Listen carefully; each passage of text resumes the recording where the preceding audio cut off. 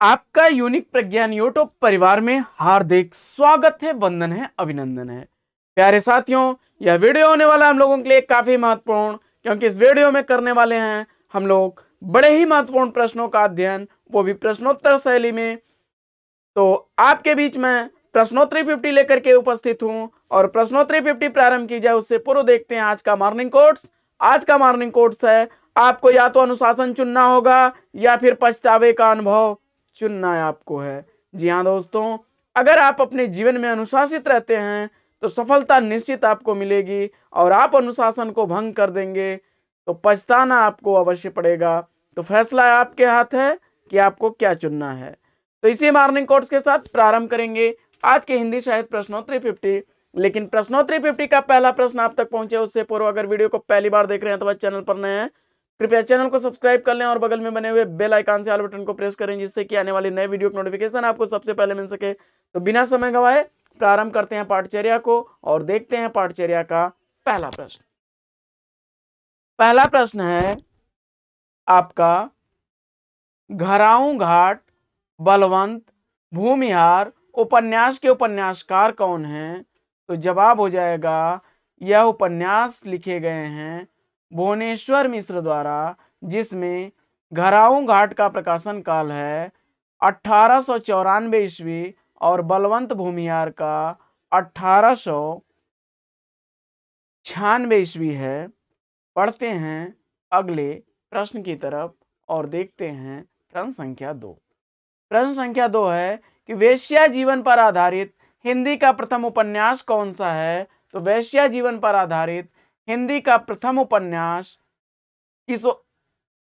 क्षमता किशोरीलाल गोस्वामी द्वारा लिखा गया स्वर्गीय कुसुम व कुसुम कुमारी है, 1889 ईस्वी का रचना काल है। अगला प्रश्न है, स्वतंत्र रमा परतंत्र लक्ष्मी आदर्श हिंदू उपन्यास के रचनाकार कौन है? तो स्वतंत्र रमा और परतंत्र लक्ष्मी तथा आदर्श हिंदू दोनों ही उपन्यास लज्जाराम मेहता द्वारा लिखे गए हैं, जिसमें स्वतंत्र रमा 1899 ईस्वी और आदर्श हिंदू 1914 ईस्वी के प्रकाशित उपन्यास हैं। अगला प्रश्न, कविता क्या है निबंध सर्वप्रथम किस पत्रिका में प्रकाशित हुआ? तो कविता क्या है निबंध सरस्वती पत्रिका में पहली बार प्रकाशित हुआ था 1909 ईस्वी में। आचार्य शुक्ल का यह निबंध है। अगला प्रश्न है कि कविता में उनका संस्कार है गद्य में विचार, भारतेंदु के संदर्भ में यह कथन किसका है? तो जवाब हो जाएगा, कविता में उनका संस्कार है और गद्य में विचार, यह कथन रामस्वरूप चतुर्वेदी जी का है। अगला प्रश्न है, सबसे बड़ा दुख कहानी के लेखक कौन है? तो सबसे बड़ा दुख मोहनदास नैमिषारण्य द्वारा लिखा गया 1978 ईस्वी का प्रकाशित कहानी है। अगला प्रश्न, दुखी चमार, झूरिया और पंडित घासीराम प्रेमचंद्र के किस कहानी के पात्र हैं? तो जवाब हो जाएगा सदगत। अगला प्रश्न, अंतहीन मरुस्थल कहानी संग्रह के लेखक कौन है? अंतहीन मरुस्थल कहानी मधु कांकरिया द्वारा लिखी गई 1999 ईस्वी की प्रकाशित कहानी है। अगला प्रश्न है कि दूसरा ताजमहल कहानी के कहानीकार कौन है? तो दूसरा ताजमहल कहानी नासिरा शर्मा द्वारा लिखी गई 2002 ईस्वी की प्रकाशित कहानी है। अगला प्रश्न, मैं हार गई यही सच है कहानी की लेखिका कौन है? तो मैं हार गई और यही सच है दोनों ही कहानियां मन्नू भंडारी द्वारा लिखी गई कहानियां हैं। मैं हार गई का प्रकाशन काल 1957 ईस्वी और यही सच है 1966 ईस्वी की प्रकाशित कहानी है। अगला प्रश्न, भटकती राख, निशाचर और डायन कहानी के कहानीकार कौन है?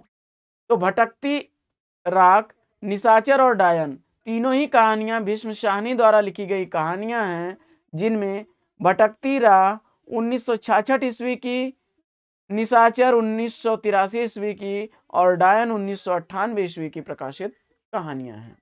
अगला प्रश्न, सहज कहानी के प्रवर्तक कौन है? सहज कहानी आंदोलन के प्रवर्तक अमृत राय हैं। 1968 ईस्वी इसका आरंभ काल है। अगला प्रश्न, एक दिल हजार अफसाने कहानी संग्रह के लेखक कौन हैं? एक दिल हजार अफसाने कहानी संग्रह अमृतलाल नागर द्वारा लिखा गया 1986 ईस्वी का 86 ईस्वी का प्रकाशित कहानी संग्रह है। अगला प्रश्न, साम्राज्य का वैभव, समुद्र के फेन और देवदासी कहानी के कहानीकार कौन हैं? तो यह तीनों ही कहानियां लिखी गई हैं रांगे राघव द्वारा और तीनों का प्रकाशन काल 1947 ईस्वी है। अगला प्रश्न है, हिंदी में मनोवैज्ञानिक कहानी लेखन परंपरा का प्रवर्तक किसे माना जाता है? हिंदी में मनोवैज्ञानिक कहानी लेखन का परंपरा का प्रवर्तक इलाचंद्र जोशी को माना जाता है। अगला प्रश्न, छायावाद काव्य न रहकर केवल अलंकृत संगीत बन गया था, यह कथन किसका है? तो जवाब हो जाएगा सुमित्रानंदन पंत का। अगला है, प्राणार्पण नाम से गणेश शंकर विद्यार्थी के बलिदान पर लिखे गए खंड काव्य के रचयिता कौन है? तो जवाब हो जाएगा यह बाल शर्मा कृष्ण नवीन की कृति है। अगला प्रश्न, त्रेता के दो वीर काव्य कृति के रचनाकार कौन है? तो त्रेता के दो वीर काव्य कृति श्याम नारायण पांडे की काव्य कृति है। अगला प्रश्न, उच्छ्वास काव्य कृति के रचनाकार कौन है? तो उच्छ्वास काव्य कृति सुमित्रानंदन पंत की काव्य कृति है। 1920 ईस्वी इसका प्रकाशन काल है। अगला प्रश्न, शोकोच्छ्वास काव्य कृति के रचनाकार कौन है? तो ध्यान दीजिएगा, शोकोच्छ्वास काव्य कृति जयशंकर प्रसाद की 1910 ईस्वी की प्रकाशित काव्य कृति है, जबकि उच्छ्वास काव्य कृति सुमित्रानंदन पंत की 1920 ईस्वी की प्रकाशित काव्य कृति है। और बढ़ते हैं अगले प्रश्न की तरफ। अगला प्रश्न है, पंत ने अपने जीवन के किस कालखंड को नव मानवता का स्वप्न काल कहा है? तो जवाब हो जाएगा 1945 से 1959 तक का जो कालखंड है, इसको उन्होंने नव मानवता का स्वप्न काल कहा है अपने जीवन में। अगला प्रश्न है कि देशी नाममाला, कुमारपाल चरित, इन दोनों ग्रंथों के रचनाकार कौन है? तो जवाब हो जाएगा हेमचंद्र। अगला है कि भूख के 3 दिन, सच बोलने की भूल किसके कहानी संग्रह हैं? तो भूख के 3 दिन और सच बोलने की भूल यशपाल द्वारा लिखी गई रचना कहानियां हैं, जिसमें 1968 ईस्वी प्रकाशन काल है भूख के 3 दिन का और सच बोलने की भूल 1962 ईस्वी। अगला प्रश्न है कि मधुपर्क और उतार चढ़ाव, इन दोनों कहानियों के लेखक कौन हैं? तो भगवती प्रसाद वाजपेयी द्वारा लिखी गई यह कहानियां क्रमशः मधुपर्क 1929 ईस्वी और उतार चढ़ाव 1950 ईस्वी की प्रकाशित कहानियां हैं। अगला प्रश्न है कि अंतिम अध्याय किसके जीवन पर आधारित उपन्यास है? तो अंतिम अध्याय उपेंद्रनाथ हंस के जीवन पर आधारित उपन्यास है, जिसके लेखक भैरव प्रसाद गुप्त हैं। भैरव प्रसाद गुप्त हैं और 1970 ईस्वी का प्रकाशन काल है। अगला प्रश्न, ग्राम सेविका सूखा पत्ता उपन्यास के लेखक कौन है? तो ग्राम पत्ता और सूखा पत्ता उपन्यास अमरकांत द्वारा लिखे गए उपन्यास हैं, जो क्रमशः ग्राम सेविका 1981 ईस्वी और 1959 ईस्वी है सूखा पत्ता का प्रकाशन काल। अगला प्रश्न है कि रात का सफर उपन्यास की नायिका कौन है? तो रात का सफर रामदरस मिश्र द्वारा लिखा गया उपन्यास 1976 ईस्वी का प्रकाशित उपन्यास है, जिसकी नायिका है रीता उसकी नायिका है। अगला प्रश्न है कि कटरा बी आरजू उपन्यास के रचनाकार कौन है? तो राही मासूम रजा द्वारा लिखा गया 1978 ईस्वी का प्रकाशित यह उपन्यास है। अगला प्रश्न, जुलूस कितने चौराहे उपन्यास के उपन्यासकार कौन हैं? तो जवाब हो जाएगा यह फणीश्वर नाथ रेणु द्वारा लिखा गया उपन्यास क्रमशः 1965 ईस्वी प्रकाशन काल है जुलूस का, और 1966 ईस्वी प्रकाशन काल है कितने चौराहे का। अगला प्रश्न, और एक जुलूस रिपोर्टाज भी है जिसके लेखक कौन है, कमेंट बॉक्स में आप लोग बता दीजिएगा। तो कथा कहो उर्वशी उपन्यास के उपन्यासकार कौन हैं? कथा कहो वो उर्वशी उपन्यास के उपन्यासकार देवेंद्र सत्यार्थी हैं। 1961 ईस्वी का प्रकाशन काल है। अगला प्रश्न, मेरी कविता मेरे गीत काव्य संग्रह के रचनाकार कौन है? तो मेरी कविता मेरे गीत काव्य संग्रह पद्मा सचदेवा की कृति है। अगला प्रश्न, घास में दुबका आकाश काव्य कृति के रचनाकार कौन है? तो जवाब हो जाएगा घास में दुबका आकाश काव्य कृति अशोक वाजपेयी की काव्य कृति है। 1994 ईस्वी का प्रकाशन काल है। अगला प्रश्न, सुनो कारीगर काव्य कृति के रचयिता कौन है? सुनो कारीगर काव्य कृति उदय प्रकाश द्वारा लिखी गई 1980 ईस्वी की प्रकाशित काव्य कृति है। अगला प्रश्न, शमशेर का गद्य हिंदी का जाति गद्य है, यह कथन किसका है? तो जवाब हो जाएगा रामचंद्र तिवारी का। अगला प्रश्न, पहले मैं सन्नाटा बुनता हूं महावृक्ष के नीचे काव्य संग्रह के रचनाकार कौन है? पहले मैं सन्नाटा बुनता हूं महावृक्ष के नीचे दोनों ही काव्य कृतियां अज्ञेय जी की काव्य कृतियां हैं, जिसमें 1973 ईस्वी पहले मैं सन्नाटा बुनता हूं काव्य कृति का प्रकाशन काल और महावृक्ष के नीचे 1977 ईस्वी है।